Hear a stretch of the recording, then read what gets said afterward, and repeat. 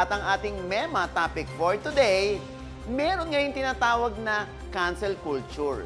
Yung pag may ginawa o sinabing di katanggap-tanggap ang isang celebrity, ibo-boycott ang kanilang pelikula, TV show o kanta.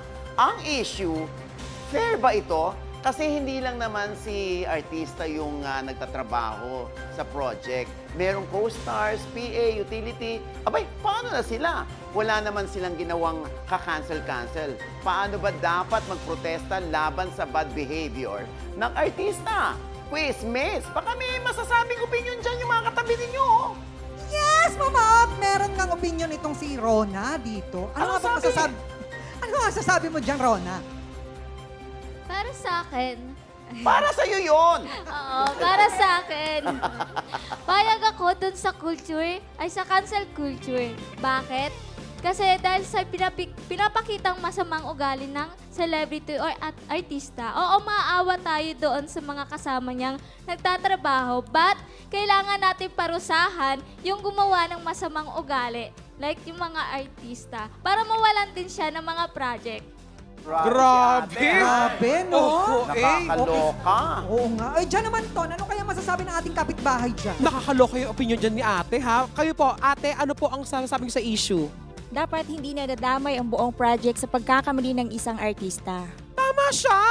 Kid!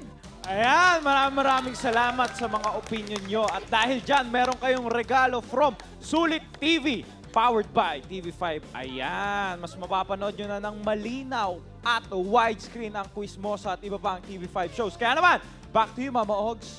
Ako naman ang aking quiz motto o natutunan sa issue na ito, yun na nga ang madalas na problema ng mga shows o pelikula pag may ginawang hindi acceptable ang mga artista lalo na't online. Abay talagang damay pati mga proyekto nila. Ang say ko naman dyan, lalo na sa mga netizens ha, always look at the bigger picture. Oo, nagkamali si artist, pero sana suportahan pa rin natin ang pelikulang Pilipino. Dahil malaking bagay ito para sa mga taong nagtatrabaho, lalo na sa likod ng kamera.